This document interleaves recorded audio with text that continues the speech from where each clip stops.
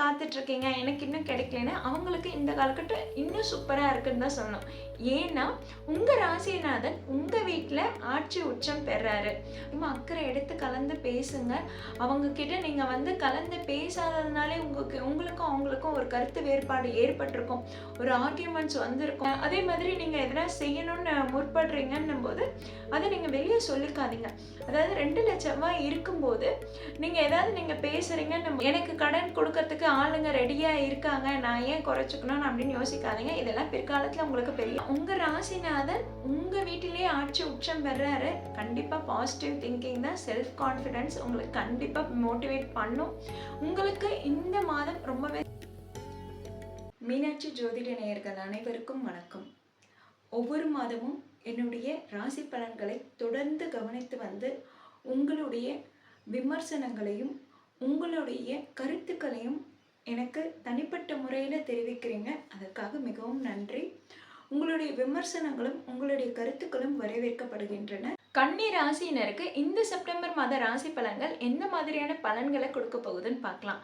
அதாவது கன்னி ராசினர் வேலை தொழில் மாற்றத்தில் ஒரு நல்ல முன்னேற்றம் கிடைச்சிருக்கும் கடந்த 2 மாதத்தில்.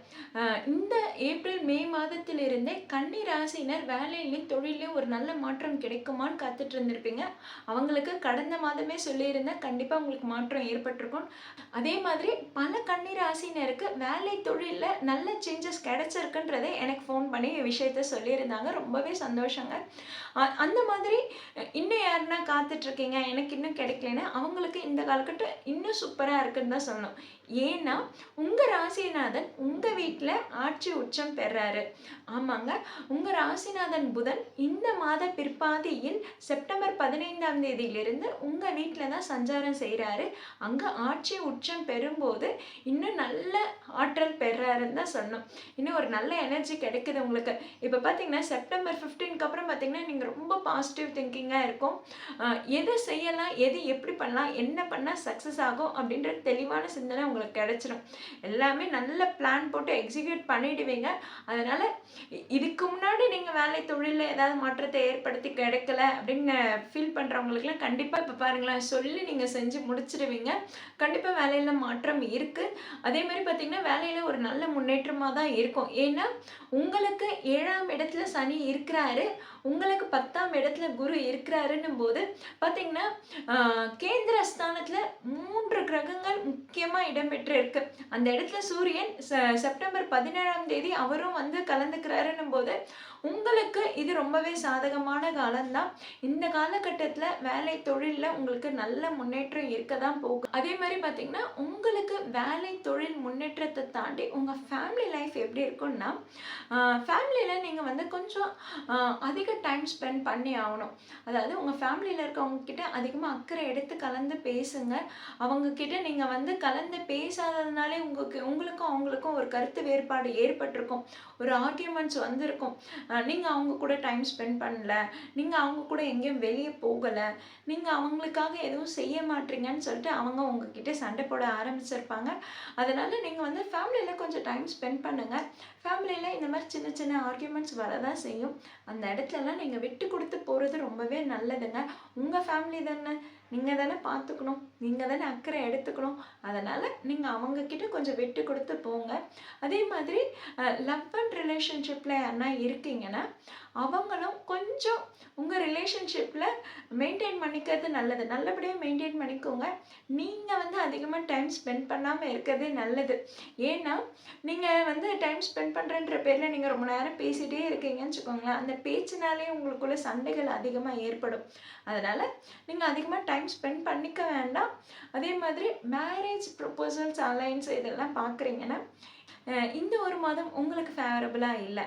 ஏன்னா உங்களுக்கு 2ஆம் இடத்துல செவ்வாய் இருந்தாலுமே உங்களுக்கு 12ஆம் இடத்துல சுக்கிரன் கேது இணைவு இருக்குன்னும் போது உங்களுக்கு சாதகமாக நல்ல வரன் அமையாது. ஃபஸ்ட்டு திங், உங்களுக்கு சாதகமாக நல்ல வரன் அமையாது. அடுத்ததாக நீங்கள் எதிர்பார்த்த வரன் வந்து உங்களுக்கு இப்போ வராது. அதே மாதிரி அப்படி எதிர்பார்த்த வரன் வந்தாலுமே அது கூடுறதுக்கு ரொம்பவே காலம் எடுக்கும். அதனால் இந்த மாதம் உங்களுக்கு அவ்வளவா அலைன்ஸ் சரியாக செட் ஆகாதுன்னு தான் சொல்லணும். ஸோ மேரேஜ் ப்ரப்போசல்ஸும் இந்த 1 மந்த் நீங்கள் அதிகமாக எக்ஸ்பெக்ட் பண்ண வேணாம். ஓகேங்களா? சரி, ஸ்டூடெண்ட்ஸுக்கு இந்த காலகட்டம் எப்படி இருக்கு? ஸ்டூடெண்ட்ஸுக்கு பார்த்தீங்கன்னா, ரொம்பவே நல்லா இருக்குது. உங்க ராசிநாதன் புதன் உங்க வீட்லயே ஆட்சி உச்சம் பெறாரு. அதனால உங்களுக்கு வந்து படிப்புல நல்ல முன்னேற்றம் இருக்க தான் போகுது. அதே மாதிரி புதன் தான் படிப்புக்கான கிரகம்ன்னும்போது, அவர் உச்சம் அடைகிறாரு. அதே நேரத்தில சனியோட பார்வையும் இருக்குன்னும்போது, உங்களுக்கு கொஞ்சம் சேலஞ்சிங்கா தான் இருக்கும். அதாவது எக்ஸாம் அட்டெண்ட் பண்ணுறீங்க, இல்லை ஏதாவது ஸ்போர்ட்ஸில் எதனா கலந்துக்கிறீங்க, ஏதாவது ஒரு ஆக்டிவிட்டியில் ஈடுபடுறீன்னும் போது உங்களுக்கு அது சேலஞ்சிங்காக தான் இருக்கும். சேலஞ்சாக இருந்து தான் நீங்கள் வின் பண்ணுவீங்க. ஓகேங்களா? உங்களுடைய முயற்சிகள் எல்லாமே எப்படி இருக்கும்னா, சனியோட பார்வை இருக்குன்னும் போது ஒரு தடங்கல் ஏற்பட தான் செய்யும். அதே மாதிரி வலுவான எதிர்ப்பு இருக்க தான் செய்யும். அந்த சேலஞ்சை நீங்கள் வந்து போராடி நீங்கள் சக்ஸஸ்ஃபுல்லாக வென்று வருவீங்க. ஸோ இப்போ இந்த காலகட்டம் உங்களுக்கு வந்து போராட்டமான காலகட்டம்னு சொல்ல முடியாது. போராட்டத்தை வென்று வரும் காலகட்டமாக தான் இருக்கும். ஏன்னா கடந்த 3 மாதம் பார்த்தீங்கன்னா, நீங்கள் வந்து கொஞ்சம் தொய்வாக இருப்பீங்க. கொஞ்சம் டயர்டாக ஃபீல் பண்ணுவீங்க. இது நமக்கு செட் ஆகுமா, செட் ஆகாதான்ற ஒரு பயமும் இருந்திருக்கும். கடந்த ஆகஸ்ட் மாதம் பார்த்தீங்கன்னா, உங்களுக்கு அவ்வளோ ஃபேவரபுளாகவும் இருந்திருக்காது. கொஞ்சம் கஷ்டமாக தான் இருந்திருக்கும். நம்ம சொல்ல வர்றது நமக்கே புரியலையே, நம்ம கொஞ்சம் முட்டாளா யோசிக்கிறோமோ, என்ன ஆச்சு ஏதாச்சுன்னு உங்களுக்கே ஒரு குழப்பம் ஏற்பட்டிருக்கும். அது எல்லாமே பார்த்தீங்கன்னா, இந்த செப்டம்பர் 15க்கு அப்புறம் உங்களுக்கு ஃபேவரபுளாக தான் அமையுது. அதே மாதிரி உங்களுக்கு 2ஆம் இடத்துல செவ்வாய் வருகின்ற செப்டம்பர் 14ஆம் தேதி இடமாற்றம் ஏற்படுதுன்னும் போது, வீட்டில் கொஞ்சம் அனுசரிச்சுட்டு போகிறது நல்லது. வீட்டில் தேவையில்லாத வாக்குவாதத்தை குறைச்சிக்கோங்க. அதே மாதிரி நீங்கள் எதனா செய்யணும்னு முற்படுறீங்கன்னும் போது, அதை நீங்கள் வெளியே சொல்லிக்காதீங்க. அதாவது 2ல செவ்வாய் இருக்கும்போது, நீங்கள் பேசுகிறீங்கன்னும் போது கொஞ்சம் வார்த்தையை அதிகப்படுத்தி விட்டுடுவீங்க. அந்த வார்த்தையை உங்களால் காப்பாற்ற முடியும் அப்படின்னு நம்ம யோசிச்சிங்கன்னா கண்டிப்பாக முடியாது. அது உங்களுக்கு ரொம்பவே சேலஞ்சிங்காக தான் இருக்கும். ரொம்பவே கஷ்டமாக தான் இருக்கும். அதனால் எதையும் நீங்கள் வாயை திறந்து எதுவும் வெளியே சொல்லிக்க வேணாம். சொல்லி செய்யறதை விட செஞ்சுட்டு சொல்கிறதே உங்களுக்கு ரொம்பவே நல்லது. ஸோ எதுவாக இருந்தாலும் செஞ்சுட்டு சொல்லுங்கள். இல்லை சொல்லாமல் கூட விட்டுருங்க. பட் எதையும் நீங்கள் வாயை தந்து நான் இதை தான் பண்ண போகிறேன், அதை தான் பண்ண போகிறேன்ற எந்த பீத்தலும் வேணாம். எந்த ஒரு தெனாவட்டலான பேச்சும் உங்களுக்கு ஒரு அசௌகரியத்தையும், உங்களுக்கே அது வந்து ஆப்போசிட்டாகவும் வந்து நிற்கும். ஸோ ஏன்னா 2ஆம் இடத்துல செவ்வாய் இருக்கணும் போது பார்த்தீங்கன்னா, உங்களுக்கு ஒரு தெனாவட்டான பேச்சு வெளிப்படும். தெனாவட்டு பேச்சுனால உங்களுக்கு பிரச்சனைகளை அதிகமாக உண்டு பண்ணும். அதனால் நீங்கள் கூட இருக்கிறவங்க கிட்ட அனுசரித்து போகிறது நல்லது. 2ல செவ்வாய் இருக்கும்போது வார்த்தைகள் தடிமன் ஆக தான் செய்யும். அந்த வார்த்தை தடிமனை அப்பப்போ நீங்கள் வந்து கட்டுப்படுத்திக்கோங்க. அப்பப்போ நீங்கள் மெடிடேஷன் பண்ணுறது நல்லது. கன்னி ராசியினருக்கு 7ஆம் இடத்துல சனி இருக்கிறதுனால கூட இருக்கிற ரிலேஷன்ஷிப் அண்ட் பார்ட்னர்ஷிப் கூட பிரச்சனை வரதான் செய்யும். அந்த பிரச்சனை இந்த 2ஆம் இடத்துல இருக்கும் செவ்வாயினால இன்னும் அதிகமாகவும் சான்ஸ் இருக்கு. ஸோ வார்த்தைகளை கொஞ்சம் கட்டுப்படுத்திக்கிறது நல்லது. வார்த்தையை விட்டுடாதீங்க. ரொம்ப பொறுமையாக இருங்க. ரொம்ப பொறுமையாக பிரச்சனையை கையாளுங்க. உங்கள் ராசிநாதன் உங்களுக்கு வலுவாக இருக்கிறதுனால கண்டிப்பாக உங்களுடைய கண்ட்ரோலுக்கு நீங்கள் கொண்டு வந்துடுவீங்க. இருந்தாலும் 2ல் இருக்கும் செவ்வாய் தன்னுடைய வேலையை காட்டிடக்கூடாதுல்ல. அதனால் நீங்கள் கொஞ்சம் உங்கள் ஆங்கரை கண்ட்ரோல் பண்ணுங்கள்.